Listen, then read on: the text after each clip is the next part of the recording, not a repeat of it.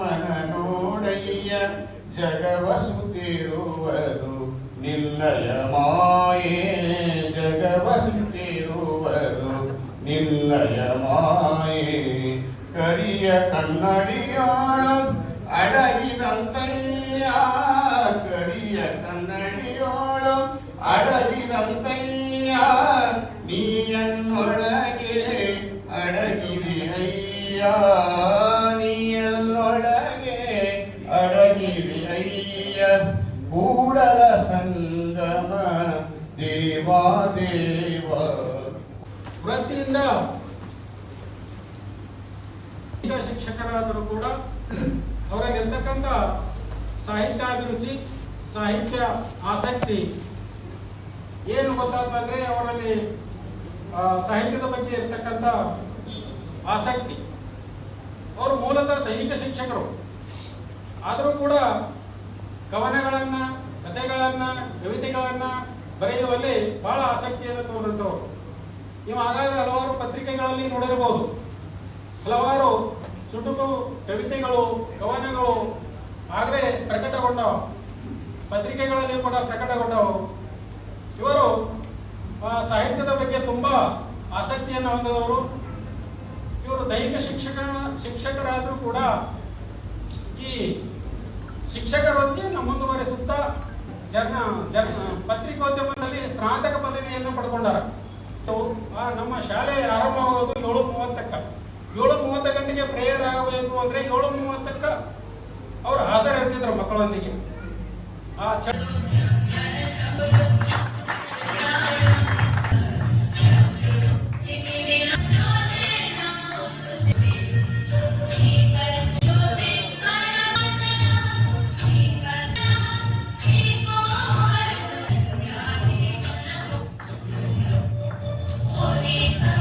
ಇಟ್ಟುಕೊಳ್ಬೇಕು.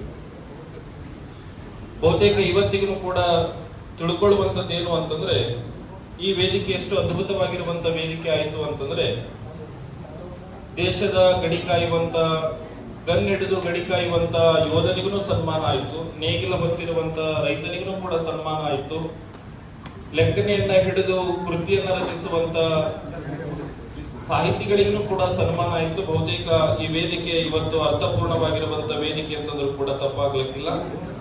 ಬದುಕಿನೊಳಗೆ ಸಾಹಿತ್ಯ ಲೋಕದೊಳಗ ಬಹಳ ಜನ ಬದುಕಿ ಹೋಗಿದ್ದಾರೆ, ಆದ್ರೆ ಆರ್ಥಿಕವಾಗಿ ಸಾಹಿತ್ಯ ಲೋಕದೊಳಗೆ ಬಂದ ಬಳಿಕ ಬಹುತೇಕ ಸಿರಿವಂತವರಾದ ಸಂಖ್ಯೆ ಬಹಳ ಕಡಿಮೆ ಅನ್ನೋದಕ್ಕಿಂತ ಇಲ್ವೇ ಇಲ್ಲ.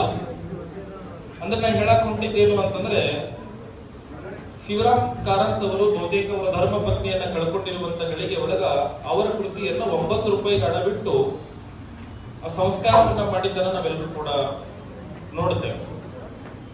ಮತ್ತೆ ಆ ಕೃತಿಯನ್ನ ಅವರು ಮರಳಿ ಬಿಡಿಸ್ಕೊಳ್ಳಕ ಸಾಧ್ಯ ಆಗದೇ ಇರುವಂತದ್ದನ್ನು ಕೂಡ ನೋಡುತ್ತೇವೆ.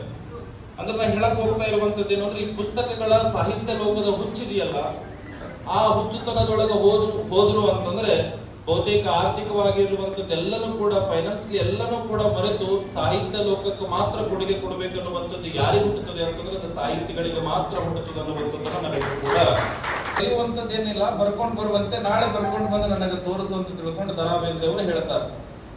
ಹೇಳಿರುವಂತ ಗಳಿಗೆ ಒಳಗೆ ಯಾವ ರೀತಿ ಕವನಗಳನ್ನ ಬರಿಬೇಕು, ಯಾವ ರೀತಿ ಸಾಹಿತ್ಯವನ್ನ ಬಳಸ್ಕೊಳ್ಬೇಕು ಅನ್ನುವಂಥದ್ದನ್ನ ಪುಟ್ಟ ಬಾಲಕಿ ಕೇಳಿರುವಂತ ಗಳಿಗೆ ಒಳಗೆ ದ ರಾ ಬೇಂದ್ರೆ ಅವರು ಹೇಳ್ತಾರಂತೆ, ಬೇಂದ್ರೆ ಅಜ್ಜ ಹೇಳ್ತಾರಂತೆ, 1000 ಕವಿತೆಗಳನ್ನ ಬರ್ಕೊಂಡು ಬಾ ಅಂತ ತಿಳ್ಕೊಂಡು ಹೇಳಿದ್ರು ಅವರು. ಅಂದ್ರೆ ಆ ಹುಡುಗಿ ಕಲ್ಪನೆ ಮಾಡ್ಕೊಂಡಿದ್ದೇನಂದ್ರೆ 1001 ಈಗ ಹೇಗೆ ಮಾತಾಡುವಂತ ಗಳಿಗೆ ಒಳಗೆ 101, 108 ಹಿಂಗ್ ಹೇಳಿದ್ರಲ್ಲ, ಹಂಗ ಆ ಬಾಲಕಿನೂ ಕೂಡ ಅನ್ಕೊಂಡಿದ್ದೇನು ಅಂತಂದ್ರೆ 1001 ಕವಿತೆಗಳನ್ನ ಬರ್ಕೊಂಡು ಬರ್ಬೇಕಂತ ತಿಳ್ಕೊಂಡು ಆ ಹುಡುಗಿ ಹೋಗಿ ಮನೆಗೆ ಹೋಗಿ ರಾತ್ರಿ ಇಡೀನೂ ಕೂಡ ಬರೆಯಕ್ ಶುರು ಮಾಡಿದಳು. ಬರೆಯುವಂತ ಗಳಿಗೆ ಒಳಗೆ ಮಾರನೇ ದಿವಸ ಬೆಳಿಗ್ಗೆ ಬಂದು ಮತ್ತೆ ಬೇಂದ್ರೆ ಅವರಿಗೆ ಭೇಟಿಯಾಗಿ, ಅಜ್ಜ ನಾನು ಬರೆದಿದ್ದೀನಿ ತಗೋರಿ ಅಂತ ತಿಳ್ಕೊಂಡು ತೋರಿಸಿದಾಗ ಬೇಂದ್ರೆ ಅವರು ನೋಡಿ ನಗ್ತಾರೆ. ನಗ್ತು ಮತ್ತೆ ಆ ಮಗುವಿಗೆ ಹೇಳ್ತಾರೆ, ನಾನು ಹೇಳಿದ್ದೆ ಬೇರೆ, ನೀನು ಬರ್ಕೊಂಡು ಬಂದಿದ್ದೆ ಬೇರೆ. ಏನ್ ಹೇಳಿರಿ ನೀವು ಅಂತಂದಾಗ, ನೀ ಏನ್ ಬರ್ಕೊಂಡು ಬಂದಿದ್ದೆ ಅಂದ, ನಾನು 1001 ಕವನಗಳನ್ನ ಬರ್ಕೊಂಡು ಬಂದೀನಿ ಅಂತಂದಾಗ ಅವ್ರು ಹೇಳ್ತಾರಂತೆ, ಅವೇ ನಾನು ಹೇಳಿದ್ದು ಮಗು, ನಾ ಹೇಳಿದ್ದು 1001 ಕವನಗಳನ್ನ ಬರ್ಕೊಂಬ ಅಂತ ಹೇಳಿಲ್ಲ. ಹೊರತಾಗಿ 1000 ಕವಿತೆಗಳನ್ನ, ಅಂದ್ರೆ ಸಾವೇ ಇರಬಾರ್ದು ಅಂತ ಕವನಗಳನ್ನ ಬರ್ಕೊಂಡು ಬಾ ಅಂತ ನಾ ಹೇಳಿದ್ದೆ ಅನ್ನುವಂತ ಮಾತು ಇದಕ್ಕೆ ಸಂದರ್ಭದಲ್ಲಿ ಹೇಳಿ ನಮ್ಮ ಶಿವಯ್ಯ ಮಠಪತಿಯವರ ಈ ಸಾಹಿತ್ಯ ಹೆಚ್ಚಾಗಿ ಬೆಳೀಲಿ, ಉಳಿಯಲಿ, ಸಮೃದ್ಧಿ ಹೊಂದಲಿ ಅಂತ ತಿಳ್ಕೊಂಡು ಈ ಮೂಲಕ ಆಶಿಸಿ ನನ್ನ ಮಾತಿಗೆ ಬಿಡ. ಯಾವುದೇ ಕೃತಿ ನಮ್ಮ ಕಲ್ಯಾಣ ಕರ್ನಾಟಕದಿಂದ ಇತ್ತೀಚಿನ ದಿನಗಳಲ್ಲಿ ಬರುತ್ತಿಲ್ಲ. ರಾಜ್ಯ ಮಟ್ಟದಲ್ಲಿ ಅದು ಸ್ವೀಕಾರ ಆಗ್ತಾ ಇಲ್ಲ. ಸಿದ್ದಯ್ಯ ಪುರಾಣಿಕರವರ ಒಂದು ಕಾವ್ಯ ಸಂಗ್ರಹ ಏನಿದೆ ವಚನೋದ್ಧಾನ, ಅದು ಬಿಟ್ಟ ಮೇಲೆ ಹೇಳಿಕೊಳ್ಳುವ ಒಂದೂ ಕೃತಿ ನಮ್ಮಲ್ಲಿ ಬಂದಿಲ್ಲ. ಇಷ್ಟೊಂದು ಬದುಕಿನ ನಾನಾ ಮುಖಗಳ ಅನುಭವ ಹೊಂದಿರತಕ್ಕಂಥ ಶಿವಯ್ಯ ಮಠಪತಿಯವರು ಹೀಗೆ ಬಿಡಿ ಬಿಡಿಯಾಗಿ ಬರೆಯೋದನ್ನು ಬಿಟ್ಟು ಒಂದು ಸಲ ವಚನೋದ್ಧಾನದಂತಹ ಉತ್ತಮ ಕೃತಿಯನ್ನು ಕಣ್ಮುಂದೆ ಇಟ್ಕೊಂಡು ಇಡೀ ನಾಡು ದೀರ್ಘಕಾಲದವರೆಗೆ ಎಂದೂ ಮರೆಯದ ಒಂದು ಉತ್ತಮ ಕೃತಿಯನ್ನು ಬರೀತಕ್ಕಂಥ ಶ್ರೇಷ್ಠ ಕವಿಯಾಗಲಿ ಅಂತ ನಾನು ದೇವರಲ್ಲಿಯೂ ಪ್ರಾರ್ಥನೆ ಮಾಡ್ತೇನೆ ಹೇಳಿ ನನ್ನ ಮಾತು ಮುಗಿಸ್ತಾ ಒಂದು ಮಾತು ಹೇಳ್ತೀನಿ. ಪೇಪರ್ದಾಗ ಬರ್ತಿತ್ತು ಅಂದ್ರೆ ಬರೀಲಿ, ಯಾವ ಕೃತಿಗಳು ದೀರ್ಘಕಾಲದವರೆಗೆ ಉಳಿತವೆ ಅಂತ ನಾನು ವಿನಂತಿ ಮಾಡ್ತೇನೆ. ಕಾದಂಬರಿಯನ್ನು ಬರೆದಿ ಮನಸ್ಸೊಳಗಿರಂತ ವಿಚಾರಗಳು ಪುಸ್ತಕದಲ್ಲಿ ಮಾಡೋಂಥ ಎಲ್ಲ ಕಾದಂಬರಿಕಾರರಿಗೆ, ಕವಿತಾಕಾರರಿಗೆ, ಕಥೆ ಬರೆದವರಿಗೆ ನನ್ನ ತುಂಬ ಹೃದಯದಿಂದ ಧನ್ಯವಾದ ಹೇಳ್ತೀನಿ. ಯಾಕಂತಂದ್ರೆ ಯಾವುದೇ ಒಂದು ಶಿಕ್ಷಣ ಇದ್ದಾಗ ಮಾತ್ರ ಸಮಾಜದಲ್ಲಿ ಬೆಲೆ ಇದೆ. ಶಿಕ್ಷಣ ತಗೊಂಡಾಗ ಮಾತ್ರ ಒಂದು ವರ್ಚಸ್ವ ಸಿಗುತ್ತೆ ನಮ್ಗೆ. ಎಷ್ಟೇ ಆಸ್ತಿ ಇದ್ರೂ ಕೂಡ ಶಿಕ್ಷಣ ಇರ್ಲಿಲ್ಲ ಅಂದ್ರೆ ಅದು ವ್ಯರ್ಥ ಅಂತ ಅನಿಸ್ತದೆ. ಯಾಕಂತಂದ್ರೆ ಇವತ್ತಿಗೆ ಮಹಾತ್ಮ ಜ್ಯೋತಿರಾವ್ ಫುಲೆ ಅವರು ಶ್ರೀನಿವಾಸ ಅಡ್ಗೆಯಲ್ಲಿ 6 ವರ್ಷ ಹಿಡ್ಕೊಂಡು ಶಿಕ್ಷಕ ಒಂದು ಕಾರ್ಯವನ್ನು ಮಾಡ್ತಾ ಇದ್ದಾರ. ಮಕ್ಕಳಿಗೆ ಒಳ್ಳೆ ಶಿಕ್ಷಣ ಕೊಡ್ತಾ ಇದ್ದಾರ. ಒಂದು ಅವ್ರದ್ದು ಭಾವನೆ ಹೆಂಗಿದೆ ಅಂತಂದ್ರೆ ನಾವು ಕೂಡ ಅಂತ ಶಿಕ್ಷಣದಲ್ಲಿ ಮಕ್ಕಳ ಭವಿಷ್ಯ ಒಂದು ಒಳ್ಳೇದಾಗ್ಲಿ ಅನ್ನೋಂಥ ಪ್ರಯತ್ನ ನಮ್ಮ ಶಿವಯ್ಯ ಮಠಪತಿ ಅವ್ರು ಮಾಡ್ತಾ ಇದ್ದಾರ ಅಂತ. ಯಾಕಂತಂದ್ರೆ ಇವತ್ತಿಗೆ ಯಾವುದೇ ಒಂದು ಸಮಾಜದಲ್ಲಿ, ದೇಶದಲ್ಲಿ ಯಾವುದೇ ಆಸ್ತಿ ಎಲ್ಲಕ್ಕಿಂತ ದೊಡ್ಡದಿತ್ತಂದ್ರೆ ಅದು ಗುರುಗಳು ಕೊಟ್ಟ ಅಂತ, ಶಿಕ್ಷಕ ಗುರುಗಳು ಕೊಟ್ಟ ಅಂತ ಶಿಕ್ಷಣ ಮಾತ್ರ ಎಲ್ಲಕ್ಕಿಂತ ದೊಡ್ಡದು ಒಂದು ಆಸ್ತಿ ಅದ ಅಂತ ನಾನು ಹೇಳಕ್ ಇಷ್ಟಪಡ್ತೀನಿ. ಸೊ ನಾನು ಕೂಡ ಈ ಮಧ್ಯದಲ್ಲಿಂದ ಹೋಗಕ್ಕ ನೀವೇನು ನಮಗೆ ಅಭಿಮಾನ ಪೂರ್ವಕವಾಗಿ ಶಿವಯ್ಯ ಮಠಪತಿಯವರಿಗೆ ಅನೇಕ ಜನರ ಕೈಯಾಗಿ ನೋಡ್ಲಿಕ್ಕೆ ಶಾಲ್ ತಂದಿರಿ, ಹೂವಿನ ಸರ ತಗೊಂಡ್ ಬಂದ್ ಬಿಡ್ತೀರಿ. ಮುಂದಿನ ಸಲ ಯಾರನ್ನ ಪುಸ್ತಕ ಹಿಂಗೆ ಬಿಡುಗಡೆ ಮಾಡಿದ್ರೆ ಹಿಂಗ್ಯಾಕಂತ ತಿಳ್ಕೊಬೇಡ್ರಿ, ಅದು ಮುಂದೆ ತರಲಿಕ್ಕೆ ಹೋಗ್ಬೇಡ್ರಿ. ಯಾಕೆ ಹೇಳ್ತೀನಿ ಈ ಮಾತನಂದ್ರೆ ಈ ಪುಸ್ತಕದ ಮೇಲೆ 120 ರೂಪಾಯಿ ಇಟ್ಟಾರೆ ಇವತ್ತು. ನಾವು ಯಾವತ್ತಿನ ಒಂದು ಕಾರ್ಯಕ್ರಮಕ್ಕೆ ಹೋದ್ರೆ ಒಂದು ಪಟ್ಟಿ ಅಂತ ಬರೆಸ್ತೀವಿ, 100 ರೂಪಾಯಿ ಹಿಡ್ಕೊಂಡು ಮಿನಿಮಮ್ 100 ರೂಪಾಯಿ ಇದೆ. 51 ರೂಪಾಯಿ ಯಾರು ಬರೆಸ್ಬೇಕಿಲ್ಲ ಇವತ್ತಿನ ಕಾಲಕ್ಕೆ ಅಂದ್ಕೊಳ್ತೀವಿ. ಹೋಗಲ್ಲ 52 ರೂಪಾಯಿನೂ ಅಂದ್ಕೋಣ. ಇವತ್ತು ಎಷ್ಟು ಕೊಡ್ತಾರ ಗೊತ್ತಿಲ್ಲ ಶಿವಯ್ಯ ಮಠಪತಿಯವರಿದೆ ಪುಸ್ತಕಿಗೆ. ಆಗ ನೀವು ಶಾಲನ್ನ ತಂದು ಅವರಿಗೆ ಸನ್ಮಾನ ಮಾಡೋದಕ್ಕಿಂತ ನಿಮ್ಮ ಮನೆಯೊಳಗೆ ಪುಸ್ತಕವನ್ನ ಇಟ್ಕೊಳ್ರಿ. ನಿಮ್ ಸಾಧ್ಯ ಆದ್ರೆ ಇವತ್ತು ಎಷ್ಟು ಕೊಡ್ತಾರೋ ಗೊತ್ತಿಲ್ಲ ಡಿಸ್ಕೌಂಟ್ ನಲ್ಲಿ ಆಟ ಕೊಟ್ಟು ನಿಮ್ಮ ಮನೆಯೊಳಗೆ ಒಯ್ದ್ರಿ ಅಂತಂದ್ರೆ ಇವರು ಬರೆದ ಸಾರ್ಥಕ ಆಗ್ತದೆ ಅಂತ ನಮ್ಮ ಮುಂದಿನ ಸಲ ಮಾಡಿ ದಯವಿಟ್ಟು ಅಣ್ಣಂದಿರೆ ಸಾಹಿತ್ಯ ಬದುಕಬೇಕು, ಸಾಹಿತ್ಯ ಬದುಕಬೇಕು. ನಮ್ಗೆ ವಿಜಯ್ ಕುಮಾರ್ ತೇಗತಿಪ್ಪಿ ಅವರು ಬಹುಶಃ ಕೆಳಗಡೆ ಏನೋ ಕೆಲಸಕ್ಕೆ ಹೋಗಿದಾರ ಅಂತ ಅನ್ಸುತ್ತೆ ನೋಡಿ. ಅವ್ರ ಕಾರ್ಯಕ್ರಮಗಳೆಲ್ಲ ನಮ್ಮ ಈ ಭಾಗದ ಲೇಖಕರನ್ನ ಪರಿಚಯಿಸುವುದು, ಸಾಹಿತ್ಯವನ್ನ ಪರಿಚಯಿಸುವುದು. ಏನ್ ಬರ್ದಾರ್ರಿ ಇದ್ರಾಗ ಹೊಸ ಮನುಷ್ಯ ಏನ್ ಬರ್ದಾರ ಅಂತ ನೋಡ್ಬೇಕಾದ್ರೆ ಇಲ್ಲಿ ನಮ್ಗೆ ಎಷ್ಟು ಕವಿತೆಗಳು ಸಿಗುತ್ತದೆ. ಇದು 100ಕ್ಕಿಂತ ಹೆಚ್ಚು ಪುಟವನ್ನ ಹೊಂದಿರುವಂತದ್ದು. ಕಲರ್ ಫೋಟೋಗಳು 101 ಪೇಜ್. ಮತ್ತೆ ಅವೊಂದಿಷ್ಟು 6-7 ಪೇಜ್ ನಾವು ಸ್ಟಾರ್ಟಿಂಗ್ ಹಿಡ್ಕೊಂಡಿವಿ ಅಂದ್ರೆ 3 ಪೇಜಸ್ ಹಿಡ್ಕೊಂಡು 108 ಪೇಜಿನ ಪುಟದ ಒಂದು ಪುಸ್ತಕ ಇದಾಗದ. ಏನ್ ಬರ್ದಾರ ಇದ್ರಾಗ? ಸುಮ್ಮನೆ ಒಂಚೂರು ಕಣ್ಣು ಹಾಸಿದ್ರೆ ನಾವು ಸುಮ್ಮನೆ ಅಪಮಾತ್ರಕ್ಕೆ ಒಂದು 10 ನಿಮಿಷದಲ್ಲಿ ಅದನ್ನ ಹೇಳಲಿಕ್ಕೆ ಪ್ರಯತ್ನ ಪಡ್ತಿದ್ದೆ. ಏನೇನ್ ಬರ್ದಾರ ಇದ್ರೊಳಗ, ಎಂತೆಂಥ ಕವಿತೆಗಳು ಬರ್ದಾರ ಅಂತ ಕೇಳಿದ್ರೆ ಇಲ್ಲಿ ನಾನು ಸುಮ್ಮನೆ ಒಂದು ಪಟ್ಟಿ ಮಾಡಿಕೊಂಡೆ. ಅನೇಕ ವ್ಯಕ್ತಿತ್ವದ ಚಿತ್ರಣಗಳಿದ. ಅವರು ಯಾವ ವ್ಯಕ್ತಿತ್ವದಿಂದ ಪ್ರಭಾವಿತರಾದ್ರು, ನಮ್ಗೆ ಯಾವ ಕಾಲದ ವ್ಯಕ್ತಿಗಳಲ್ಲ. ನಮ್ಮ ಮುಂದೆ ನಡೆದಾಡ್ತಕ್ಕಂಥ ಬಸವರಾಜ ಪಾಟೀಲ್ ಸೇಡಂಜಿ ಅವರನ್ನ ನಾವು ನೋಡಿದಾಗ ಖಂಡಿತವಾಗಿ ಅವರು ಬದುಕಿದ್ದಾಗ ನಮ್ಮ ಬದುಕಕ್ಕೆ ಆಗುತ್ತಾ ಇಲ್ಲ ಅಂತ ಅನ್ಸುತ್ತೆ. ಈ ಭಾಗದ ಬಿಜಾಪುರದಲ್ಲಿ ಸಿದ್ದೇಶ್ವರ ಶ್ರೀ ಅವರಂತವ್ರನ್ನ ನೋಡ್ಕೊಂಡಾಗ ಅವರ ಬದುಕಲಿಕ್ಕೆ ನಮ್ಗೆ ಯಾಕೆ ಆಗೋದಿಲ್ಲ? ನಮ್ಗೆ ಮಾಡೆಲ್ಸ್ಗಳು ಯಾವುದೋ ಕಾಲ ತಗೊಂಡು ಬರ್ಬೇಕಾಗಿಲ್ಲ. 1000 ವರ್ಷದ ಇತಿಹಾಸ ಚರಿತ್ರೆಗಳಲ್ಲಿ ಪುಟಗಳಲ್ಲಿ ಇರುವಂತದ್ದು ತರುವಂತದ್ದು ಒಂದು ಭಾಗ ಆದ್ರೆ, ನಮ್ಮೆದುರಿರ್ತಕ್ಕಂಥ ಗುರುಗಳು, ನಮ್ಮೆದುರಿರ್ತಕ್ಕಂಥ ಹಿರಿಯರು, ನಮ್ಮ ಎದುರಿರ್ತಕ್ಕಂಥ ಮಾರ್ಗದರ್ಶಕರು ಬಹಳ ಮುಖ್ಯ ಆಗ್ತದೆ. ಅನೇಕ ಕ್ಷೇತ್ರೀಯ ಪ್ರೇಮ, ಮಹಿಳೆ, ರೈತ, ಪ್ರಕೃತಿ ಮತ್ತೆ ಕಾವ್ಯ ಮೀಮಾಂಸೆ ಬಗ್ಗೆ ಇವತ್ತೆರಡು ಕಡೆ ಮಾತಾಡಿದ್ದಾರೆ. ಸಾಮಾಜಿಕ ಮೌಲ್ಯಗಳ ಹುಡುಕಾಟ, ರಾಜಕಾರಣ, ಮತದಾನ, ಪ್ರಜಾಪ್ರಭುತ್ವ, ಸ್ವರಾಜ್ಯ, ಆಧುನಿಕತೆ, ಕೊನೆಗೆ ಅವರು ಎಲ್ಲಿ ಬಂದು ನೋಡ್ತಾರೆ ಮೊಬೈಲ್ ತಕ್ಕನು ಇದರಲ್ಲಿ ಕವಿತೆಗಳನ್ನು ಕಟ್ಟಿಕೊಟ್ಟಿದ್ದಾರೆ. ಸಮಸ್ಯೆ ಪರಿಹಾರ ಕಂಡುಕೊಳ್ಬೇಕಂತ ಸಮಾಜ ಸೇವೆ ಮಾಡುವಂಥ ಅದ್ಭುತ ಶಿಕ್ಷಕ ಯಾರಂದ್ರೆ ನಮ್ಮ ಶಿವಯ್ಯ ಸ್ವಾಮಿ ಅಂತವರು ಖಂಡಿತವಾಗಿ ಇನ್ನೂ ಬೆಳೀಲಿ. ಅವರ ಆಶೀರ್ವಾದ, ಅವರ ನಾನು ವಿದ್ಯಾರ್ಥಿಯಾಗಿ ನೋಡಿದ್ದೀನಿ ಅವರಿಗೆ. ಅವರು ಖಂಡಿತವಾಗಿ ಪ್ರಾರಂಭದಲ್ಲಿ ಹಳ್ಳಿಗಳಿಗೆ ಹೋಗಿ ಒಂದು ಮೆಡಿಕಲ್ ಕೆಲಸ ಮಾಡಿದಾಗ ಏನು ಜ್ಞಾನ ಪಡ್ಕೊಂಡ, ಹಳ್ಳಿಗಳಲ್ಲಿ ಹೋಗಿ ಒಂದು ಆರೋಗ್ಯ ಸೇವೆ ಮಾಡೋದ್ರ ಮೂಲಕ ತನ್ನ ಬದುಕನ್ನು ಪಡ್ಕೊಂಡ.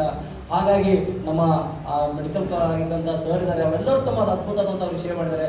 ಈ ಸಂದರ್ಭದಲ್ಲಿ ಅವರ ಶಿವಯ್ಯವರ ಸೋದರ ಮಾವ ಗುರುಲಿಂಗ ಸ್ವಾಮಿ ನಡೆಸ್ತಿದ್ದಾರೆ. ಯಾಕಂದ್ರೆ ಖಂಡಿತವಾಗಿ ಅವರ ಆಶೀರ್ವಾದ ಅವರಿಗಿದೆ ಅಂತ ಹೇಳಿ ಭವಿಷ್ಯದಲ್ಲಿ ತಾವೆಲ್ಲರೂ ಅವರ ಧರ್ಮ ಪತ್ನಿ ತುಂಬ ನೋಡಿ ಇಂಥವೆಲ್ಲ ಕಾರ್ಯಕ್ರಮ ಮಾಡ್ಬೇಕಾದ್ರೆ ಬೆಳಗ್ಗೆ ಹೇಳಿದ್ರು ಸಾಹಿತ್ಯ ಅಂತ ಯಾರು ಖರ್ಚು ಮಾಡಲ್ಲ. ಇವಾಗ ಇಷ್ಟೊಂದು ದೊಡ್ಡ ಅದ್ಭುತದ ಕಾರ್ಯಕ್ರಮ ಮಾಡಬೇಕಾದ್ರೆ ಅದರ ಆರ್ಥಿಕ ಸ್ಥಿತಿ ನಮ್ಗೆ ಗೊತ್ತಿದೆ.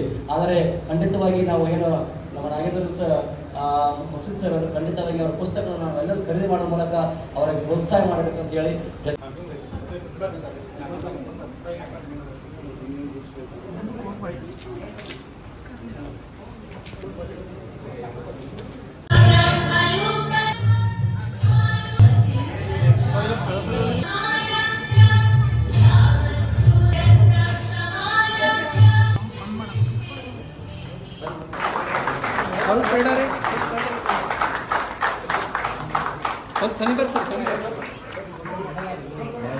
ಹತ್ರ ಬರ್ರಿ,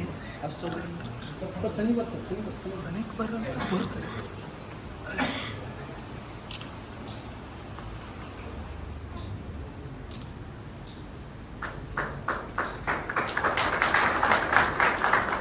ನಾವು ಸ್ವಾಗತವನ್ನ ಕೋರ್ತೇವೆ.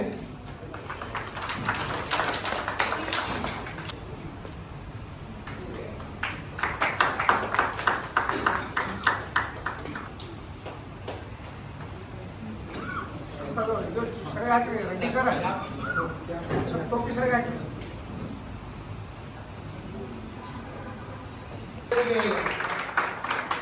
ಪ್ರೋತ್ಸಾಹಿಸಬೇಕಾಗಿ ವಿನಂತಿ.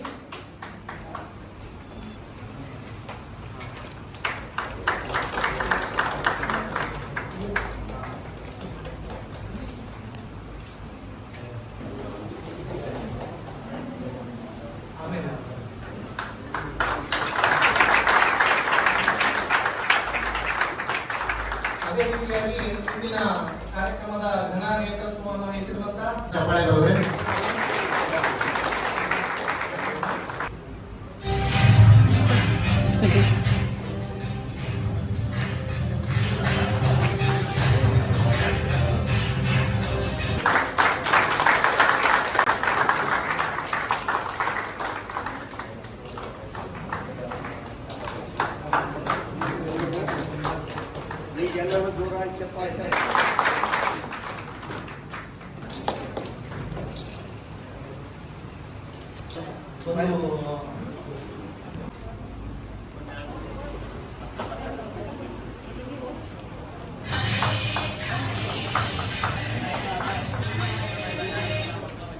ಗ್ರಾಮದ ಅವನ ಊರಿನ ಗ್ರಾಮಸ್ಥರು ಹಾಗೂ ಸಾಹುಕಾರಾಗಿರ್ತಕ್ಕಂಥ ವಿಠಲ್ ಜೋಳ, ಹಾಗೆ ಅದೇ ರೀತಿಯಾಗಿ ಪಟ್ಟಣ ಗ್ರಾಮದ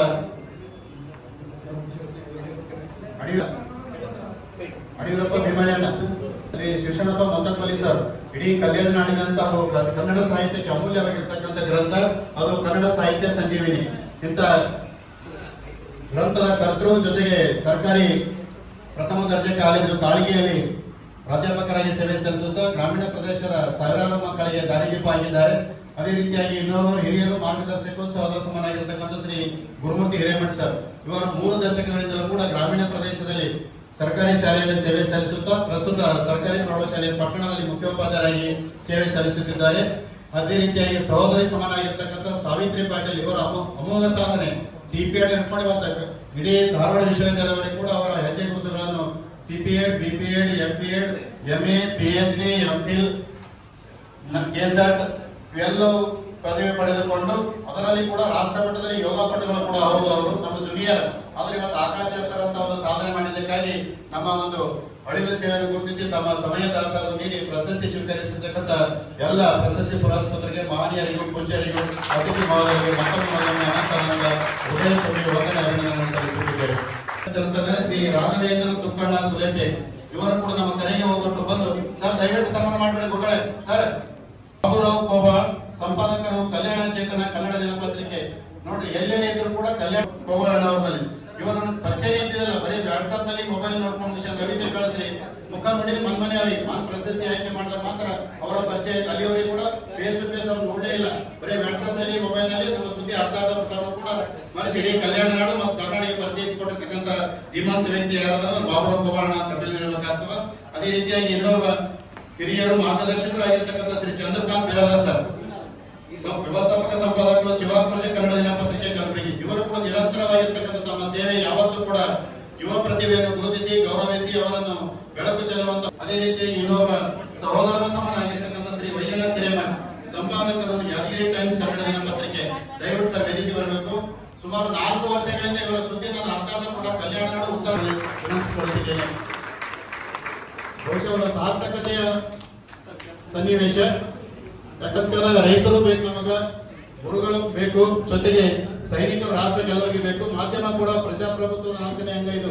ಇವತ್ತು ಏನಾದರೂ ಸಮಾಜದಲ್ಲಿ ಸವಾಲುಗಳು ಮೆಟ್ಟಿ ನಿಂತಾಗ ಈ ಮಹನೀಯರು ಮಾತ್ರ ತಿದ್ದುವಂತ ಮಹತ್ ಕಾರ್ಯ. ಲೇಖನಿ ಅಷ್ಟೊಂದು ತೀವ್ರತೆ ಅದ, ಪ್ರಖರತೆ ಅದ ಅಂತ 3 ಮಹಾನುಭಾವರು ಜೊತೆಗೆ 3 ಜನ ಸೈನಿಕರನ್ನು ಕೂಡ ಈ ಸಂದರ್ಭ ಗೌರವಿಸುವುದು ಕೂಡ ನಮ್ಮ ಶಿಕ್ಷಣ ಪಡೆದ ಸಾರ್ಥಕತೆ ಭಾವ ಕಾಣುವಂತ ಒಂದು ಸನ್ನಿವೇಶದಲ್ಲಿ ಎಲ್ಲ ಪೂಜ್ಯರಿಗೂ, ಅತಿಥಿ ಮಹೋದಯರಿಗೂ ಹಾಗೂ ಸಾಕ್ಷಿ ಕಲಿಸಿರ್ತಕ್ಕಂಥ ತಮ್ಮೆಲ್ಲ ಜನ ಸಮೂಹಕ್ಕೂ ಮತ್ತೊಮ್ಮೆ ಅನಂತ ಕೋಟಿ ಅಭಿನಂದನೆ ಸಲ್ಲಿಸುತ್ತಾ ಈ ಒಂದು ಪ್ರಶಸ್ತಿಯನ್ನು ಅತ್ಯಂತ ಹರ್ಷದಿಂದ ನಾವು ಬಿಡ್ತಾ ಇದ್ದೇವೆ.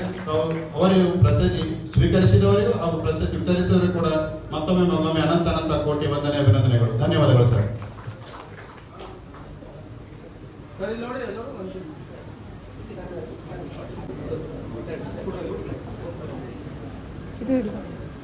ಇದು ಹಿಡಿಬಾರ್ದು ಕುರ್ತೀನಿ.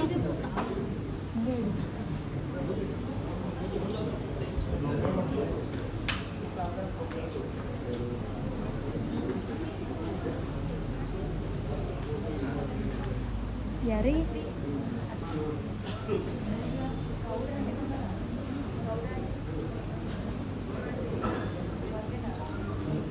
ಅದಕ್ಕೆ ಹೋಗ್ತಾರ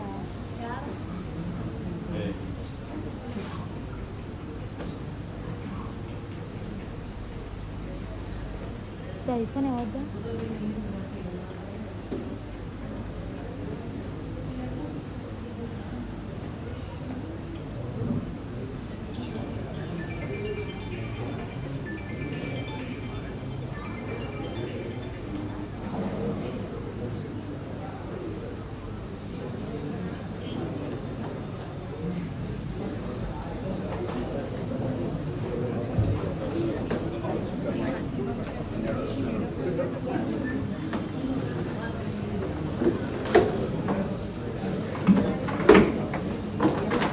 ಪ್ರಶಸ್ತಿ ಪುರಸ್ಕೃತರಿಗೆ ಎಲ್ಲರಿಗೂ ಮತ್ತೊಮ್ಮೆ ಧನ್ಯವಾದಗಳು.